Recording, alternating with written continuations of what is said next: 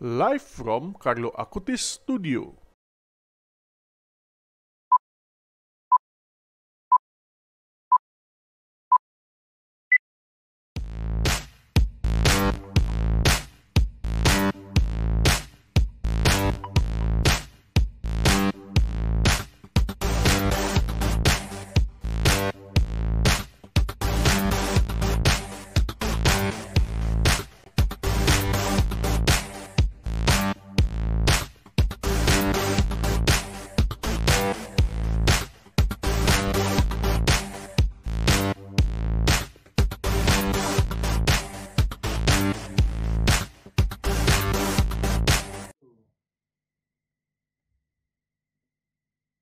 Selamat malam teman-teman Obrasan. Kembali lagi bersama kami, saya Niko. Saya Indira. Nah, ini Obrasan dari OMK nih ya.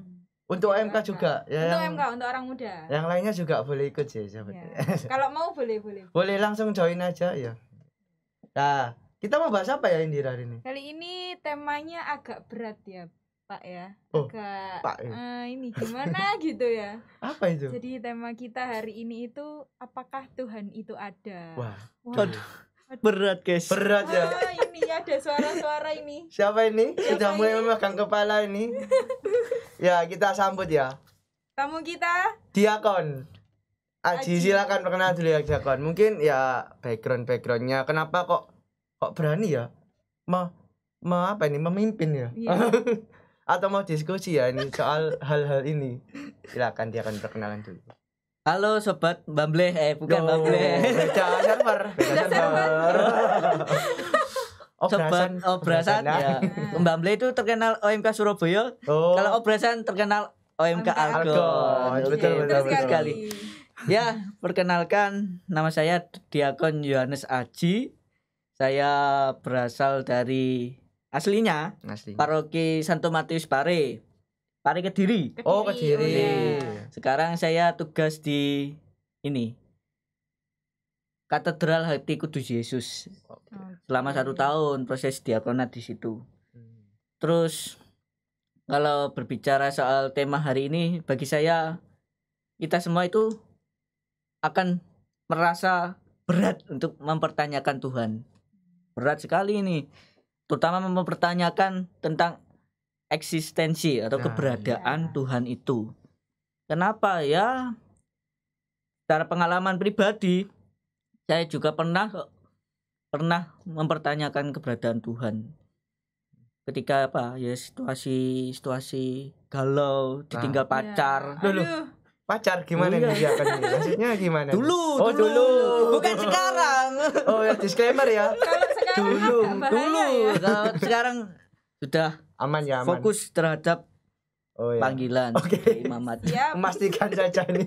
Dulu itu sempat itu kalau Ya. terus Tuhan itu ada ndak toh? Kok aku di dalam situasi sulit ini Tuhan kok gak hadir? Nah, itu kan mempertanyakan keberadaan Tuhan. Dan kebanyakan pertanyaan apakah Tuhan itu ada sering muncul di tengah-tengah OMK. Kita sendiri waktu pastoral di Cepu dulu, saya sempat didebat dengan anak-anak OMK tentang apakah Tuhan itu ada. Oh. Itu ya pemuda kita semua di sini pasti sering mempertanyakan itu. Ya, aku aja sering kok Diakon mempertanyakan itu. Tuhan itu Kadang ada. kalau misalnya lagi ada di satu masalah, gitu kan kita ketika kita nggak dapat jawabannya, itu pasti kita bertanya, ih Tuhan ini dengerin nggak sih sebenarnya gitu. Itu kurang lebih sih. Ya, kalau kita ingin tahu Tuhan itu ada atau tidak, kita terlebih dahulu harus menyamakan persepsi tentang apa itu Tuhan. Persepsi istilahnya pengertian kita tentang Tuhan itu apa? Oh. Menurut kalian sendiri Tuhan itu apa sih? Indira. Aku dulu. Indira dulu. Nah, Kalau menurut aku Tuhan itu pusatnya dan segala-galanya. Gitu sih. Pusat. Ya. Jadi inti. mentoknya itu Tuhan gitu. Oh ya. Oke. Kalau saya Tuhan itu apa ya? Suatu sosok yang paling atas, yang paling pertama. Jadi ya apa ya, pencipta lah, pencipta. Nah, jadi dia itu yang sebab dari segala sebab, ya apa ya, paham nggak ya? Iya, paham. Saya paham. Paham. Maksudnya gitulah, ini nih awalnya ya dia gitu. Atau mungkin gimana ya, yang benar gimana nih? Kalau saya pribadi memahami apa yang teman-teman jelaskan, MC yang terhormat Waduh, ini, tamu yang terkasih, MC yang terhormat Agak ini, panik ya. jangan panik. berat coy. Saya ya setuju saja dengan pandangan teman-teman dan apa yang teman-teman refleksikan. Memang Tuhan itu sebuah istilahnya bukan makhluk ya, tetapi suatu yang lebih tinggi, yang melebihi pengetahuan kita. Kita akan sulit untuk memahami tentang jati diri. Kalau di istilah filsafat itu hal yang transendental. Trans. Apa itu? Trans itu melompat, menjangkau, melebihi. Dental itu hal yang melebihi jangkauan kita. Jadi segala yang diciptakan, hal yang maha tinggi, hal yang melebihi dari kita, kodrat manusia, akal budi kita itu Transcendental. Yang transendental. Jadi hal-hal yang menjangkau yang melebihi akal budi manusia, pemahaman manusia itulah Tuhan yang tidak bisa kita pahami. Tuhan itu yang menciptakan, yang membuat segala sesuatu ada, yang awal dari segala awal, yang benar yang kalian katakan itu. Itulah Tuhan. Kita sendiri tak mampu untuk menjangkau pengertian Tuhan itu apa. Tetapi Tuhan itu suatu pribadi yang yang lebih tinggi, misalnya lebih tinggi dari manusia, yang bisa menciptakan, yang bisa mengubah. Itulah Tuhan. Kalau misalnya secara orang awam lah, kalau dijelasin gitu paling ya kadang belayot kurang bisa nyampe ya. Iya.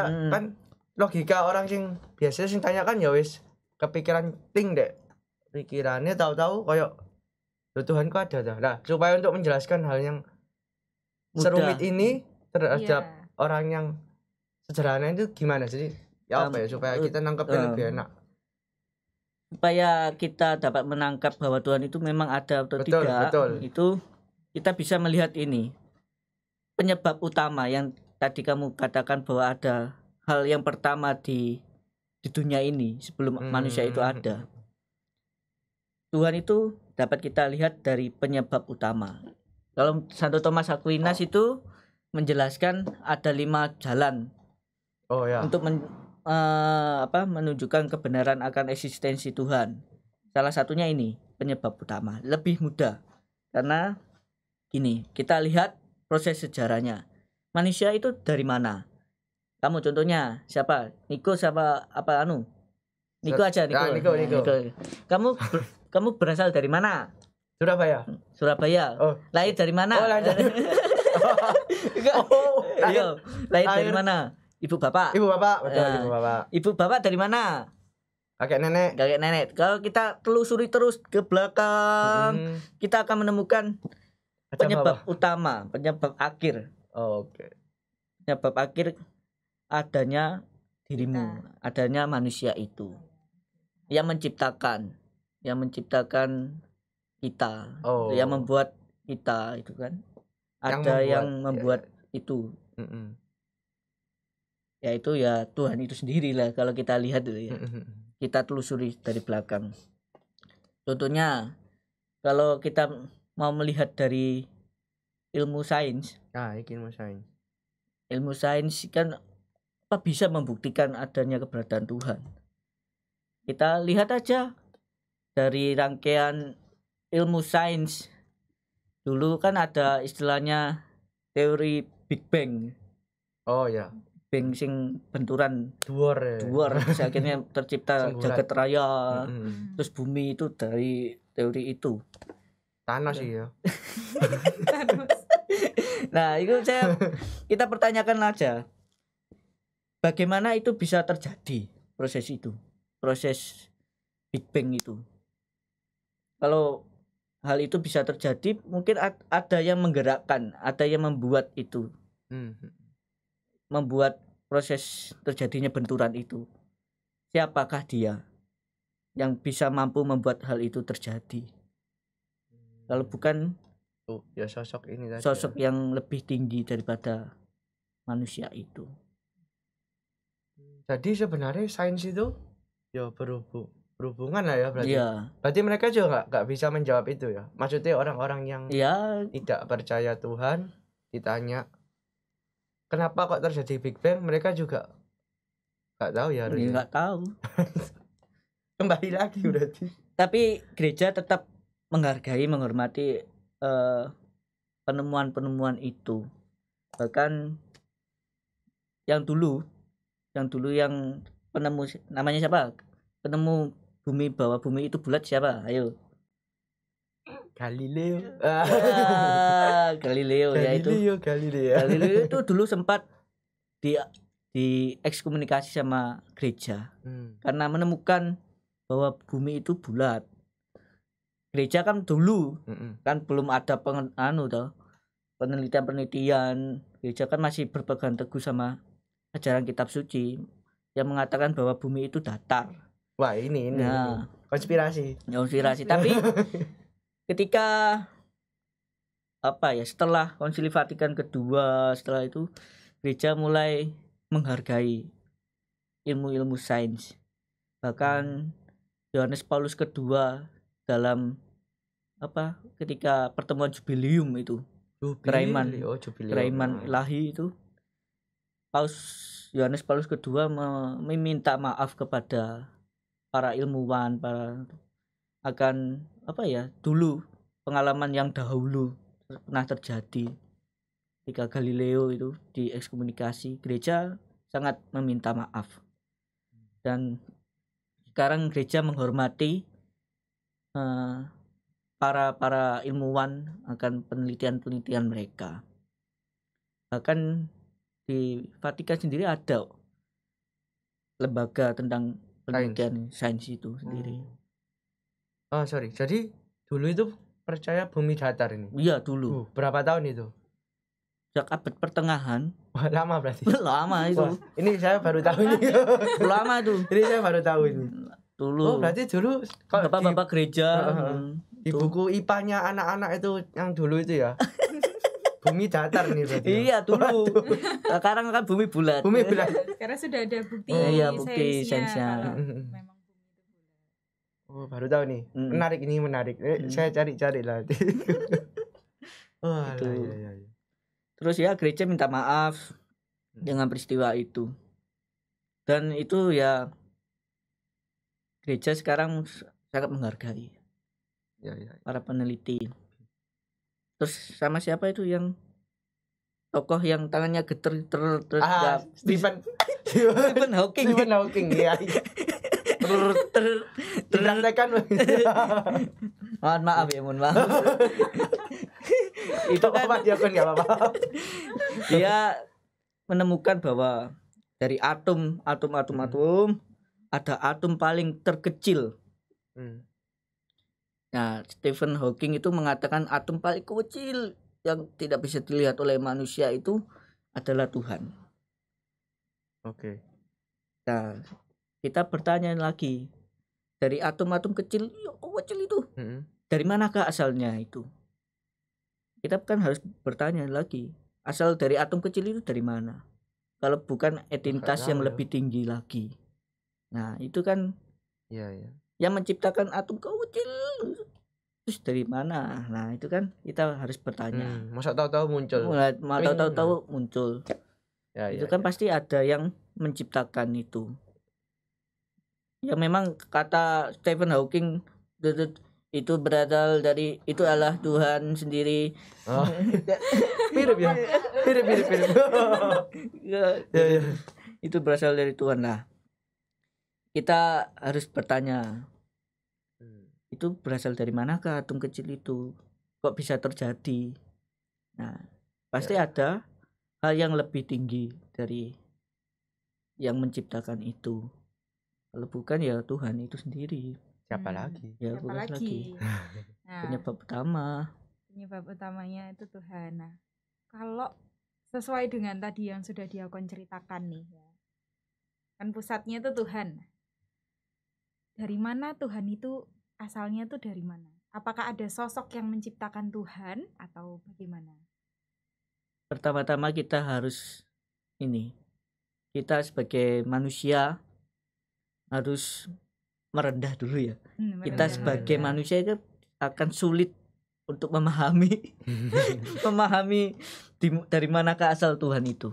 Karena akal budi kita tidak akan sampai dengan peristiwa itu, peristiwa di mana Tuhan itu terjadi, diciptakan. Tuhan itu ada sejak dahulu. Sejak bumi ini belum ada, Tuhan itu sudah ada. Dari manakah dia? Dia tidak diciptakan, dia itu istilahnya sudah ada, sudah menjangkau keberadaan ya segala-galanya keberadaan dunia ini. Manusia tidak bisa memahami, mencari, membuktikan. Nggak mungkin. Nggak mungkin wis. Karena apa ya? Yang tahu adalah Tuhan itu sendiri. Allah itu sendiri, Tuhan itu sendiri yang mengetahui keberadaannya. Manusia hanya mengawang-awang. Iya, cuma bisa mikir aja. Mikir saja. Wih, Tuhan itu dari mana toh? Platonik ini. Malah muncul konsep ide-ide yang bahkan keliru nantinya. Kalau kita terus berpikir tentang keberadaan Tuhan asalnya dari mana. Yang utama bahwa yang perlu kita ketahui bahwa Tuhan itu ada sejak dahulu, bahkan tetap, bahkan kekal, bahkan terus ada sampai dunia ini. Mungkin tidak ada nantinya. Awal dan akhir. Iya, awal dan akhir. Pokoknya percaya itu aja sih. Dan tapi biasanya ono aja sih orang sing. Terus buktinya apa? Kayak biasanya gak jawab sih lek kayak ketemu sing ateis itulah. Orang sing sebenarnya bukan ateis yo, kayak orang sing merasa dia itu tetap beragama sih, cuman merasa tidak percaya bahwa Tuhan itu ada. Jadi kok pertanyaan ini random kok. Saya gak bisa jawab. Pertama-tama memang gini.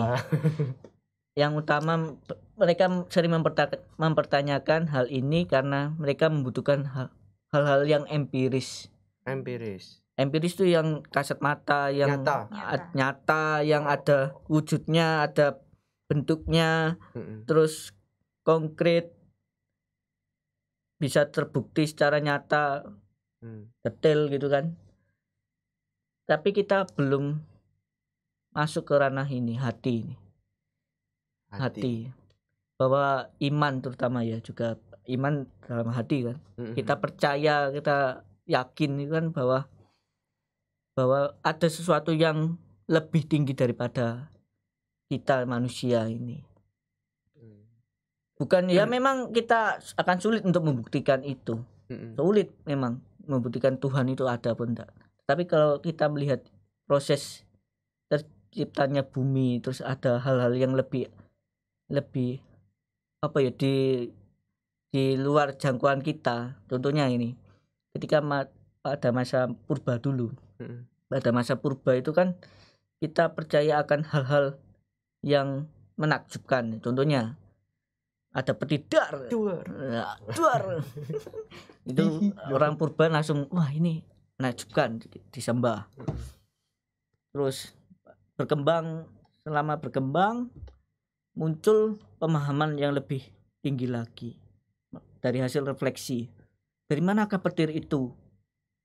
Terus dari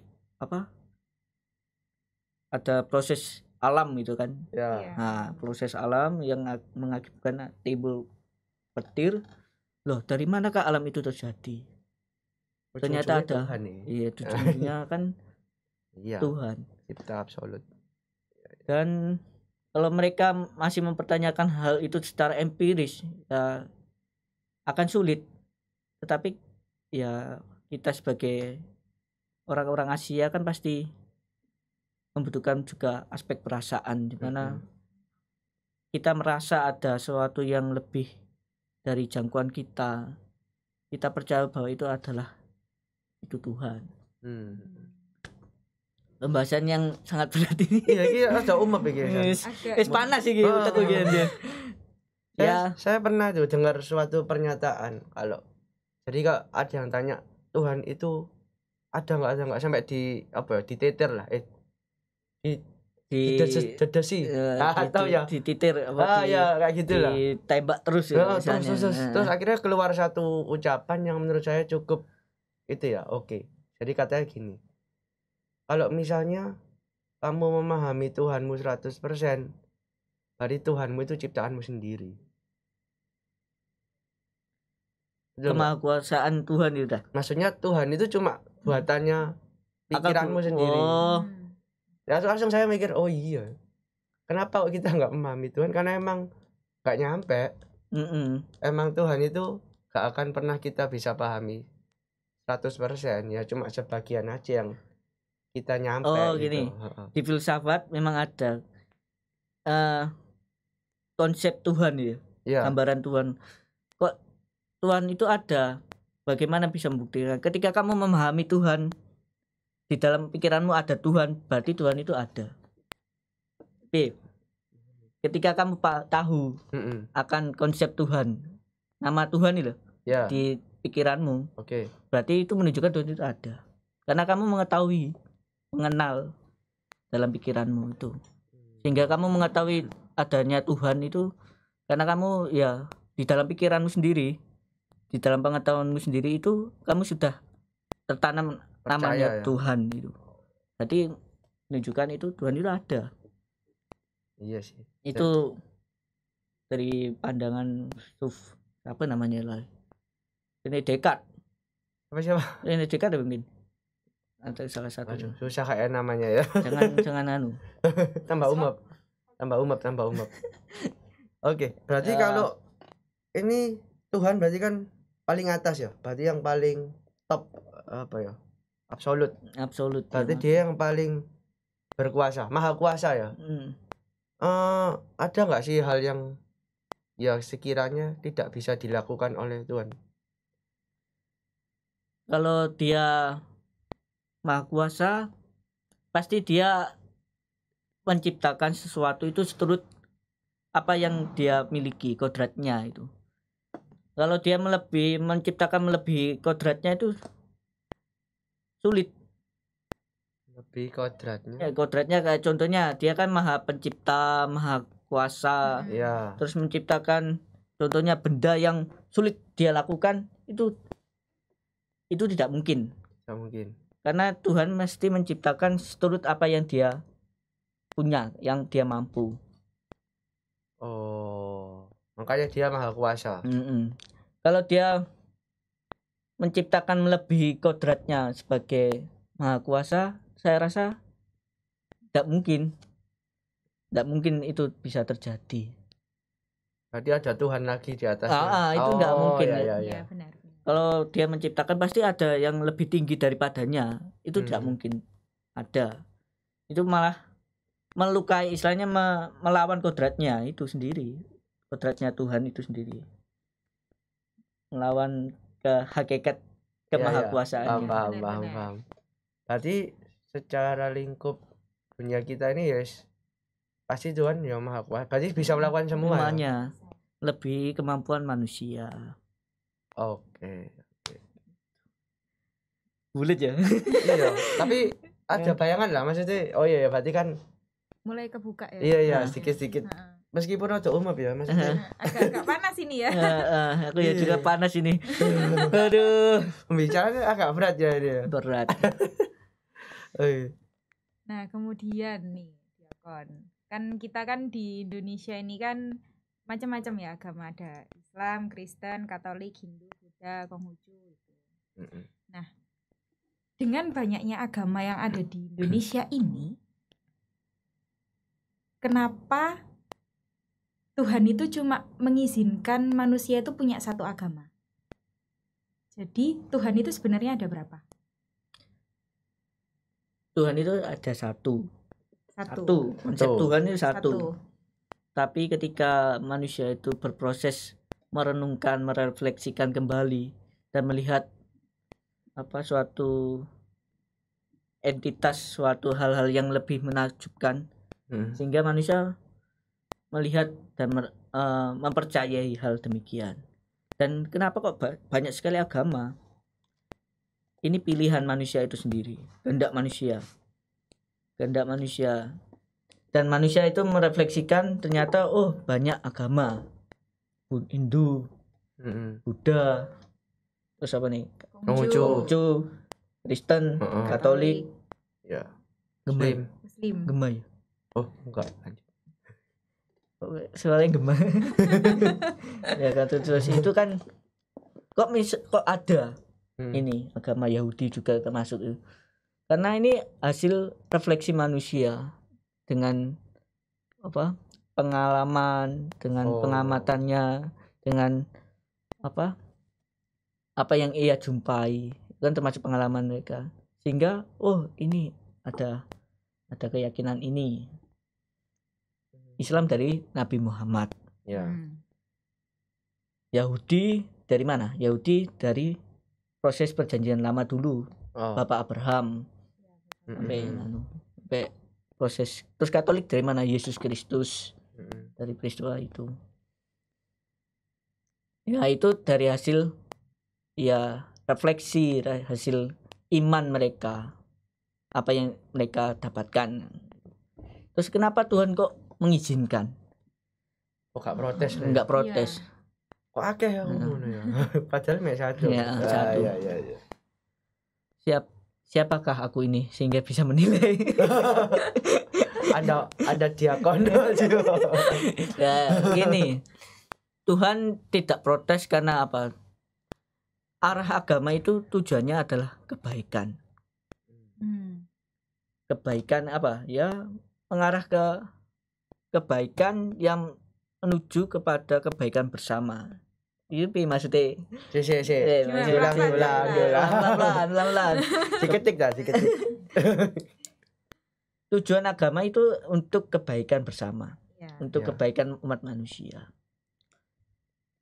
Jadi apabila suatu agama mengajarkan hal-hal yang buruk, itu dipertanyakan.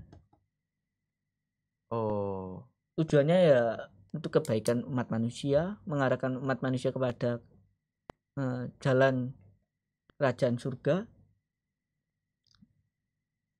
Kalau di Thomas Aquinas itu sendiri, tujuan manusia adalah kebahagiaan bersama Allah Bapa. Jadi semua agama itu mengarah kepada kebaikan untuk masa depan, untuk akhir hidupnya nanti. Setelah kehidupan ya, bersama dengan Allah di surga nanti. Jadi ya kita bersama ya hanya bisa percaya, beriman kepada Tuhan. Toh Tuhan sendiri ketika ini Bapak Paus yang sudah saya ketahui, Bapak Paus itu pernah ketika misa, ketika perayaan Ekaristi, dia didatangi seorang anak. Dia memeluk Bapak Paus. Bapak Paus, ayah saya tidak beragama, tetapi apakah dia bisa masuk kerajaan surga? Terus dia mengatakan, siapakah aku ini sehingga aku bisa menilai baik buruk ayahmu, baik buruk orang. Jika dia melakukan hal-hal baik dan sehingga membesarkan kamu yang percaya akan Yesus, dia akan diterima oleh Allah. Jika semua perbuatannya baik, mengarah kebaikan, membantu orang miskin, membantu apapun. Terus juga membesarkan kamu sehingga kamu bisa mengenal Kristus. Itu dia diterima sih, pasti diterima oleh Allah. Dan dia percaya akan Tuhan itu. Ya, Tandanya. percaya. Soalnya kan kalau misalnya dia enggak percaya, dia nggak mungkin anaknya itu diajak ke gereja Ya, dan dibesarkan dengan agama. agama. Oh, berarti anggapannya Tuhan itu ya cuman satu. Agama ini cuman pemahamannya orang berbeda-beda dari Sebagai sarana untuk mengenal baik, Tuhan menurut pengalamannya tadi. Ya. Oh, kayak apa ya, kayak norma ya, buku norma berarti. Agama itu buku norma bukan? Atau bagi jeru zaman ini. Jangan dong. Bukan apa ya? Kalau norma itu kan aturan-aturan yang baku ya. Iya. Apa? Enggak, Pak. Lanjut. Aturan-aturan terus sebenarnya di agama itu ada aturan-aturan. Ya. Aturan yang mengarah untuk hal-hal yang baik lah. Oh, ya kembali ke membangun manusia untuk menjadi lebih yang baik. Di Katolik sendiri kan ada aturan untuk gereja, untuk perkawinan, untuk apa. Itu aturan-aturan itu guna untuk membangun umatnya supaya menjadi lebih baik. Di Islam sendiri juga ada aturan-aturan yang membangun umatnya untuk jadi lebih baik terutama. Ya. Kalau dinamakan buku aturan norma-norma ya ada, memang di setiap agama ada aturan-aturan. Iya, berarti kalau dari semua agama ini menuju hal yang baik, sebenarnya kan ajarannya intinya ke baik. Nah, Tuhan itu perlu ada atau enggak? Apa? Tuhan itu apa perlu ada? Maksudnya kita harus percaya Tuhan itu ada atau enggak, atau ya wis agama pokoknya sing baik. Ya perlu. Tetap perlu. Perlu. Kenapa? Karena kalau kita buta akan pengetahuan akan Tuhan ya arah kita akan bingung tujuan kita nanti. Tujuan kita ke depan apa sih? Apa ya tujuanku ke depan? Kenapa aku beragama? Berbuat baik tapi nggak tahu buat apa ya? Iya. Tujuannya buat apa? Iya, sebagai tujuan. Tujuannya apa nanti kalau aku beragama tanpa mengenal Tuhan? Tujuannya apa? Arahnya apa? Itu kayak aku nih, orang beragama Katolik tapi gak mengenal Tuhannya siapa kan sama saja itu. Aneh ya, buta aneh. itu. Oh iya, betul. Buta. Dan tidak mengetahui ajaran agama itu kan, ajarannya Tuhannya itu kan. Cuma percaya Tuhan tapi gak ikuti ajarannya. Sama aja. KTP. Katolik KTP. Iya. Nah, jadi diakon, salahkah kalau misalnya kita ini mempertanyakan eksistensi Tuhan? Kayak acara ini nih. Iya, kayak ini nih sekarang ini. Kita mempertanyakan. Enggak salah. Enggak salah. Kenapa ya? Ini proses kita nih. Kehidupan kita memang perlu merefleksikan, perlu mempertanyakan supaya mendalami semakin jauh. Kita ingin memperdalam tentang keberadaan Tuhan itu sendiri.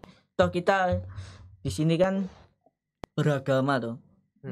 Patutlah ya kita mendalami, merenungkan, merefleksikan kembali keberadaan Tuhan.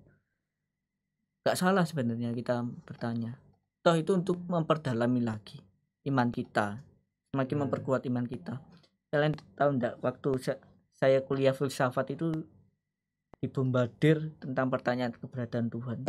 Saya sempat meragukan, tapi dalam keraguan itu saya merenungkan kembali, merenungkan keberadaan Tuhan itu. Tapi masih ke gereja ya? Ya, masih ya. Makanya jadi diakon. Oh iya. Kalau enggak.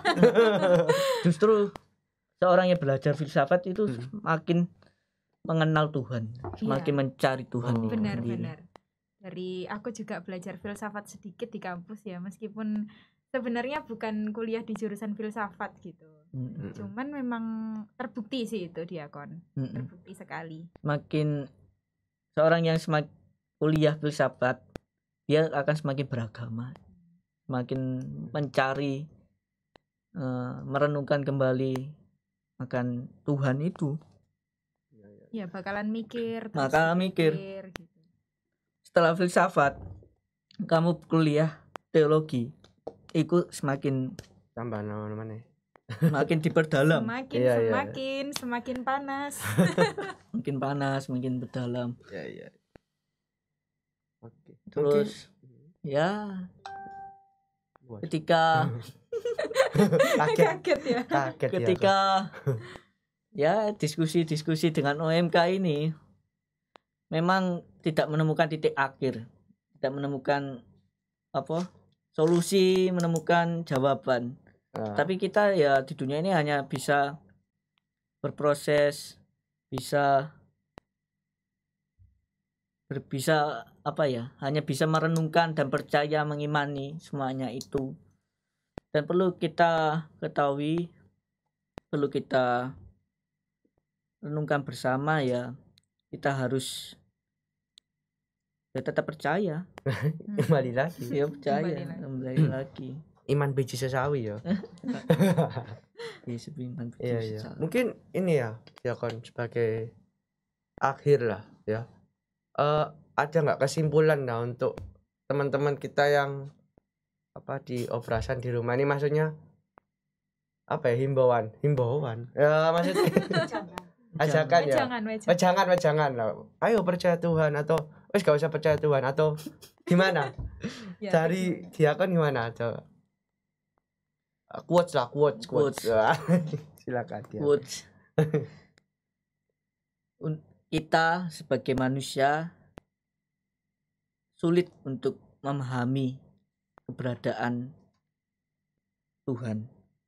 Tetapi ketika kita terus membangun perasaan, membangun iman, kepercayaan, kita akan tetap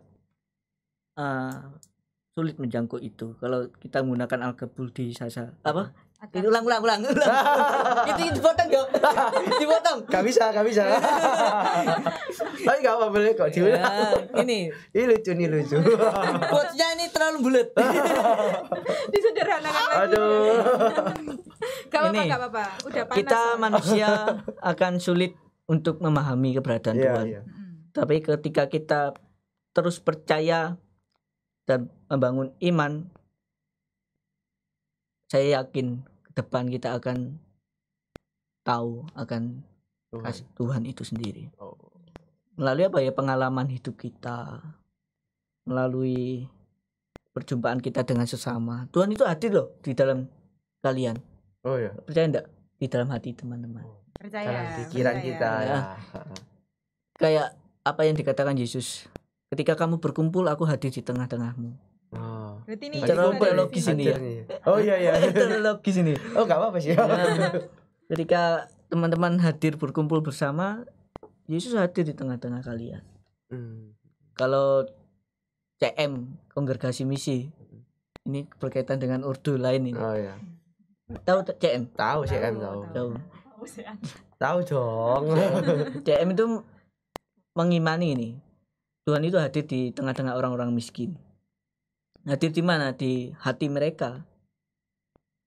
Ya. Nah, di hati kamu. Ya, siapapun di sini. Masker ya? Oh iya, sorry. Ini melorot terus ya Mas. Melorot ya. Ya, sambil ngobrol soalnya. Lakban mungkin aja. Jangan dong. Jadi itu intinya. Kita ya tidak akan sulit untuk memahami Tuhan. Tapi kita ya harus percaya bahwa Tuhan itu ada. Kenapa ya? Pengalaman hal-hal yang luar biasa, hal-hal yang menakjubkan itu kan salah satu bukti bahwa Tuhan itu ada. Contohnya ya bagaimana proses penyebab akhir itu. Ketika aku lahir dari bapak ibu. Bapak ibu dari mana? Dari nenek dari mana? Terus dilihat, oh ternyata ada penyebab utama, penyebab akhirnya. Penyebab pertama yang hal itu membuat itu tercipta. Ya, kita hanya bisa Percaya. Percaya, betul. benar. Kalau kita memahami sulit. Membuktikan secara empiris pun sulit. Tapi pokoknya kita percaya aja dulu. Ya, mengimani saja dulu. Jangan terlalu mikir jauh-jauh. Ya, pokoknya percayalah Tuhan itu ada dan hadir tengah-tengah kita. Oke, mungkin kita udah cukup dulu ya. Saya udah mulai panas nih kayaknya. Iya. Sampai diakonnya salah kasih kuat ya. Saking panasnya ya. Saking guys. Aduh. Oke, mau minum dulu mungkin tapi di luar ya Sandi ini. Oke, selamat.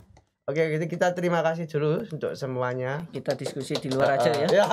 Kita pamit dulu. Saya Niko. Saya Indira. Kayak Aji. Diakon Haji ya. Haji.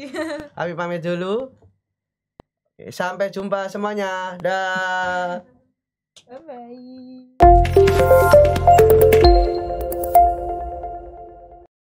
Live from Carlo Acutis Studio.